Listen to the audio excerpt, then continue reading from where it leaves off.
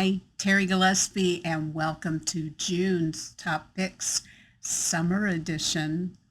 Coming up next.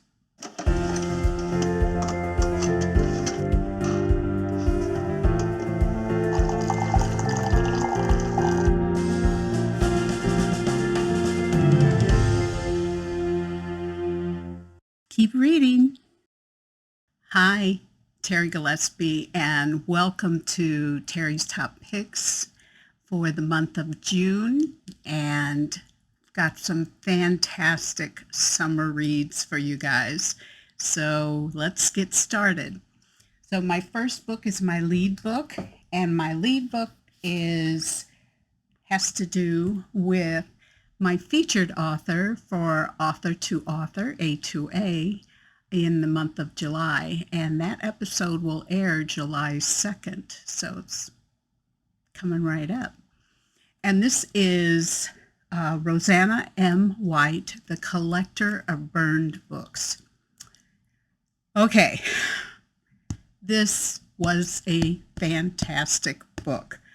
It's a historical romance, and it's set in World War II during the Nazi occupation of Paris, of France, and it has so many layers. And when you watch our interview, you're going to see why this book is, I'm putting it into my list of the top 10. Right now, it's over in that list for 2025. So we'll see where it lands. Anyway, this is published by Tyndale. It released today, and so that means no waiting. And you can also win a copy of this book by watching the interviews. So I'll have links for that down below in the description section. So let me read a little bit about Roseanna M. White. And if you aren't familiar with her, highly recommend getting familiar with her. Roseanna M. White is a best-selling Christie Award-winning author who has long claimed that words are the air she breathes. When not writing fiction, she's homeschooling, editing, designing book covers, and pretending her house will clean itself. Roseanna is the author of a slew of historical novels that span several continents and thousands of years. Spies and war and mayhem always seem to find their way into her books to offset her real life, which is blessedly ordinary. So this is set in Paris, as I said, 1940, and here's a little bit about the book. Ever since the Nazi Party began burning books, German writers exiled for their opinions or heritage have been taking up residence in Paris. There they opened a library meant to celebrate the freedom of ideas and gathered every book on that banned list, and even incognito versions of the forbidden books that were smuggled back into Germany. For the last 6 years, Corinne Bastien has been reading those books and making that library a second home. But when the German army takes possession of Paris, she loses access to the library and all the secrets she'd hidden there. Secrets the Allies will need if they have any hope of liberating the city she calls home. Christian Bauer may be German, but he never wanted anything to do with the Nazi Party. He's a professor, as well as Corinne. Corinne is also a professor. One who's done his best to protect his family as well as the books that were a threat to Nazi ideals. But when Goebbels sends him to Paris to handle the relocation of France's libraries, he's forced into an army uniform and given a rank he doesn't want. In Paris, he tries to protect whoever and whatever he can from the madness of the party and preserve the ideas that Germans will need again when that madness is over, and maybe find a lost piece of his heart. So you have a reluctant Nazi who is a professor who loves literature, and then you have a very opinionated French professor, Corinne, who doesn't want to have anything to do with this gentleman. So, okay, let's start with the prologue. May 10th, 1933, the Opernplatz, Berlin, Germany. They meant the fire to blaze, to consume, to crackle its way into the night with a ferocity to match their beliefs. They meant it to roar louder than the so-called fire incantations of the thousands of gathered students, louder than the words Goebbels shouted into his microphone about how this new Reich would be a phoenix rising from the ashes of these defeatist books. But God had other ideas. God and the very nature of the kindling. So not only incredible book, the writing, I mean, the story is fantastic. You're just going to stay up until you finish it. But the writing is just beautiful. You kind of want to swim in it for a little while. So can't wait for you to meet and get to know Roseanna. Okay, next book. The Lawyer and the Laundress. And this is a debut novel by Christine Hill Suntz, and it is published by Tyndale. And this released last month. So it's always exciting to read a new author, and I really enjoyed this book. It was different. It seemed like it would be a typical marriage of convenience romance, but it's a whole lot more. I'm always interested in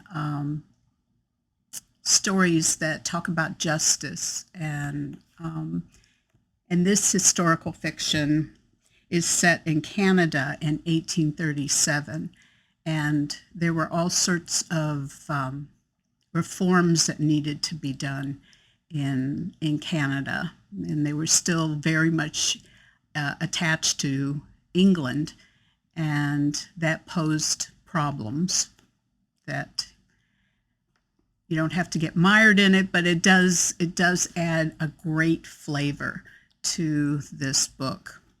So how about a little bit about Christine?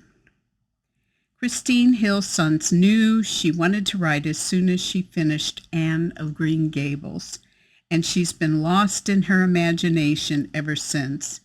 In 2022, she won the ACFW Genesis Contest, and ACFW is American Christian Fiction Writers, and the WCCW Goldie Award. When she's not writing, she teaches high school French and tries out historical recipes on her mostly willing family. So here's a little bit about the story. As I said earlier, it's set in Canada in 1837. Widower James Kinney knows his precocious daughter Evie needs more than his lessons on law and logic, but Toronto offers few options. Classes with the neighbor children seem ideal until James discovers Evie is secretly spending her time with Sara O'Connor, a kind and mysteriously educated servant. For propriety's sake, James forbids their friendship. But then Evie falls victim to the illness ravaging the city, and James must call upon Sarah's medical knowledge and her special bond with Evie to save his daughter's life.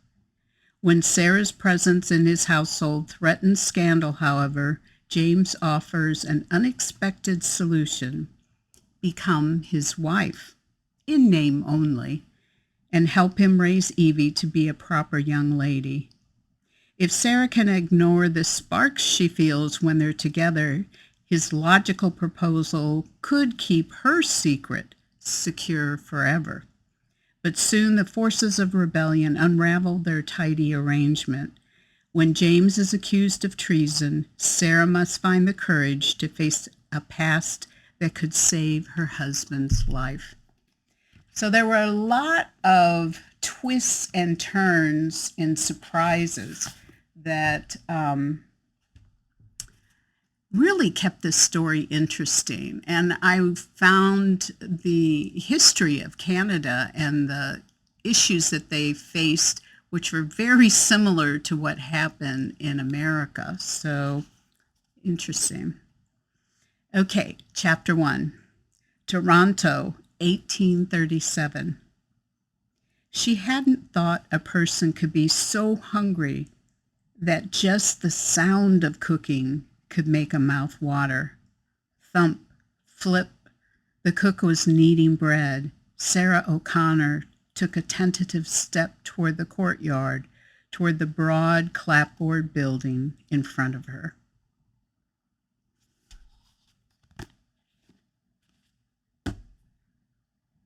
All right, I've been waiting for this one since I interviewed Sara Brunsvold, and I'll put a link down in the description section for my interview with Sara. Very gifted writer. I don't know what it is, but every time I read her books, I think of my grandmother, and that's always going to put me in a very happy place. So this is the Atlas of Untold Stories, and it's published by Revell, and she can delve into family dynamics in such an intimate and insightful way. And let me tell you a little bit about Sara. So Sara Brunsvold is the Christie Award-winning author of The Extraordinary Deaths of Mrs. Kipp. What a great book. And The Divine Proverb of Streusel. Another great book. And great recipes, too. She creates stories that boldly engage contemporary issues through the lens of hope and unshakable faith. Her passion is to connect with readers first through books, then through meaningful conversation. All right, so here's a little bit. It's contemporary fiction. Chloe Vance, dreamer of the family, needs to tell her pragmatic mom, Edie, that she has accepted a low-paying art instructor role at a Christian school in Prague. Her older sister, Lauren, the responsible one, is doing all she can to hide the fact she's been fired for a foolish mistake and is desperately seeking her next career move.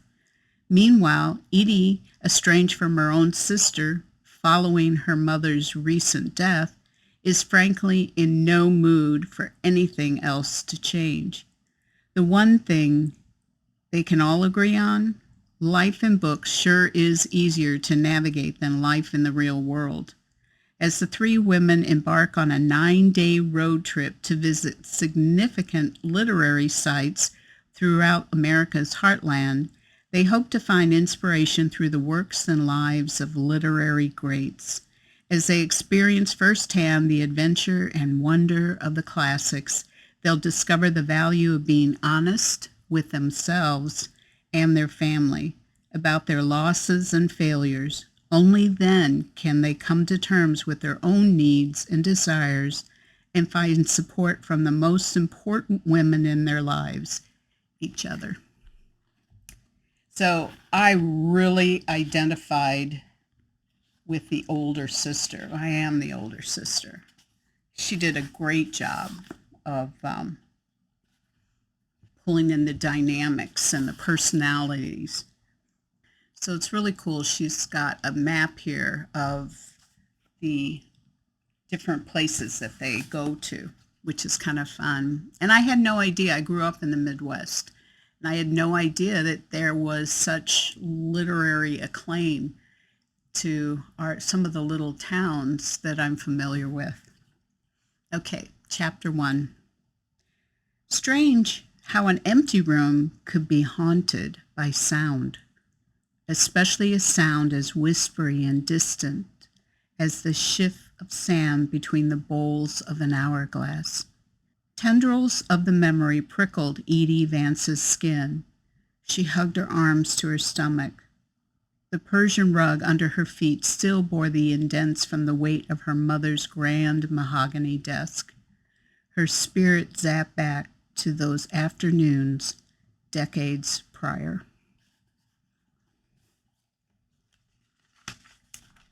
All right, next book.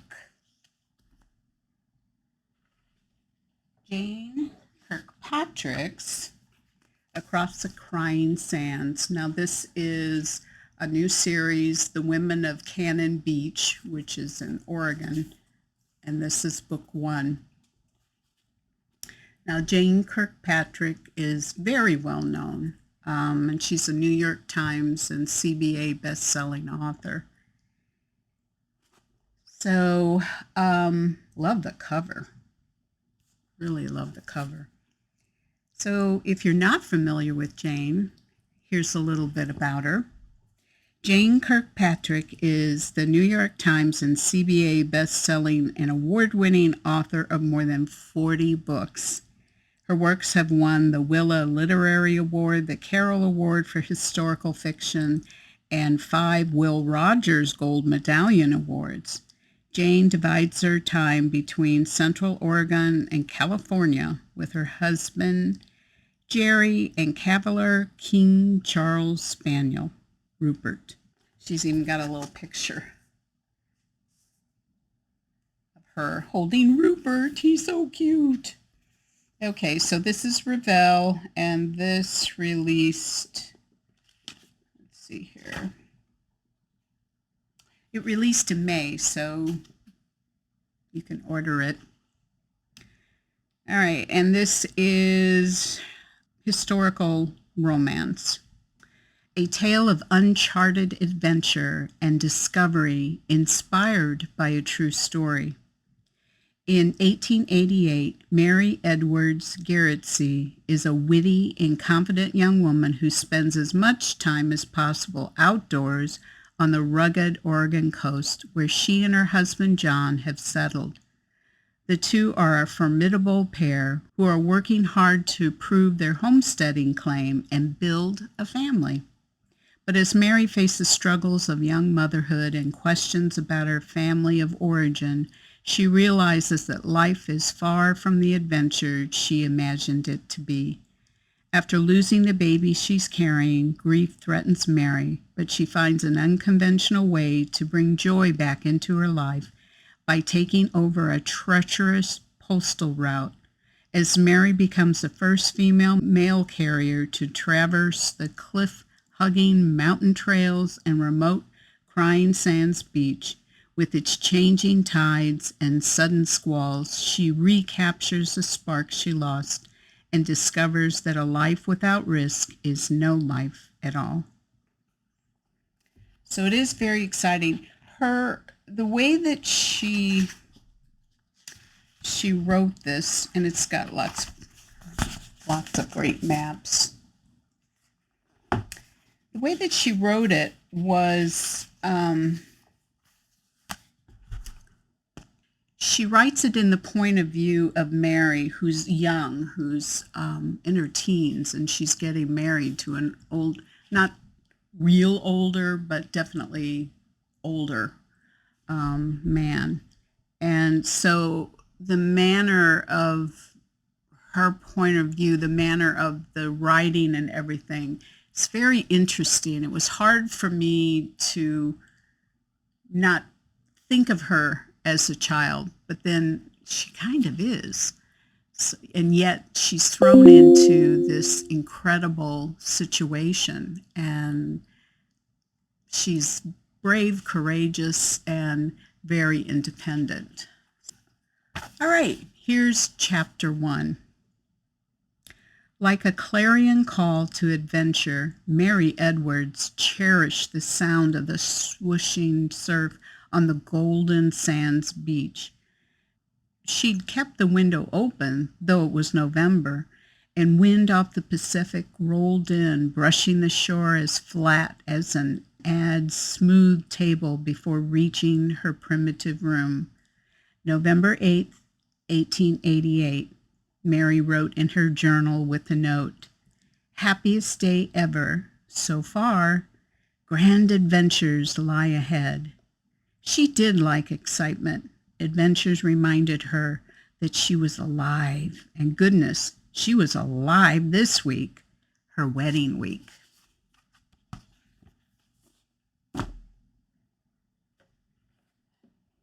All righty. Dana Mentink, I love her. This is Fire Mountain, and this is the first in the series called Elements of Danger. It looks dangerous, doesn't it? It is a contemporary romantic suspense, and it's published by Revell. And let's see, it released today. So order it. So if you're not familiar with Dana, which if you love romantic suspense, you're probably already familiar. But for those of you who aren't, here's a little bit about her. Dana Mentink is a USA Today and Publishers Weekly best-selling author. She's written more than 50 mystery and suspense novels for love-inspired suspense, Harvest House, and Poisoned Pen Press. Winner of 2 ACFW Carol Awards and a Holt Medallion Award and a Romantic Times Reviewer's Choice Award, Dana lives in Northern California with her husband. All right. So here's a little bit about the book. So good. In the shadow of a threatening volcano, long-haul trucker Kit Garrido wakes up in her crashed big rig, unable to recall what happened or why she's suddenly in possession of someone's baby. Fiercely independent, she has to admit that perhaps this time she could use a little help. As the threat of eruption grows, former cop Cullen Landry refuses to leave his cabin in the evacuation area, which is why he's the only one left who can help Kit escape from the crumbled cab of her truck. He doesn't want to get tangled up in the mystery of the beautiful woman with an abandoned infant, but when he sees the bullet hole in the windshield and the bloody handprint on the interior, he realizes that he's in this thing, like it or not. When 2 armed men with ill intent approach, the race is on to stay alive, discover the truth, and find the baby's missing mother, all while a deadly mountain rains fire from above.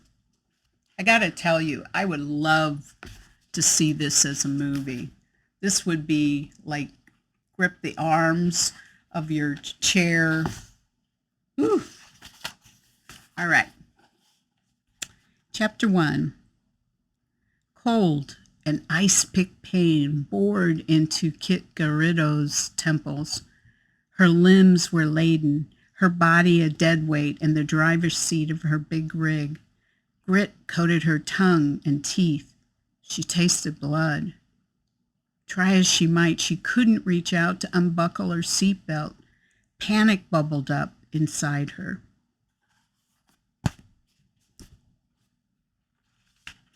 I'm telling you, this would make such a great movie.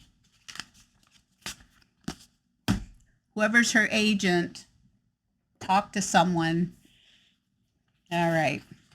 Last book is The Daughter of Rome by Angela Hunt. And this is book 3, I think. Yeah, book 3 of the Emissaries.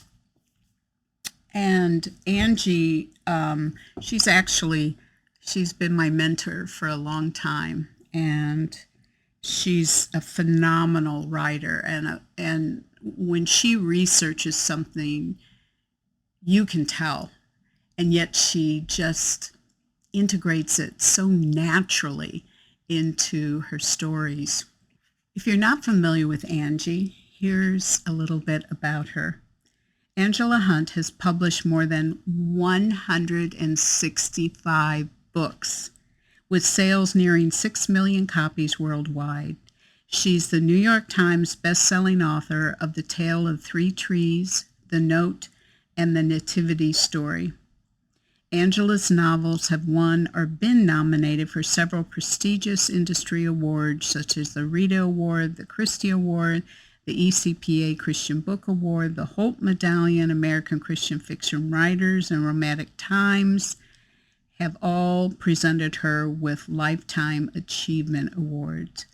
Now, she holds THDs in Biblical Studies and in Theology. Angela and her husband live in Florida, along with their mastiffs and chickens. And if you follow her, I'll have her website down in the description section along with everyone else's. But if you follow her social media, you see a lot of her chicken stories. Yeah, pretty cool. Okay, so this is historical fiction, biblical fiction.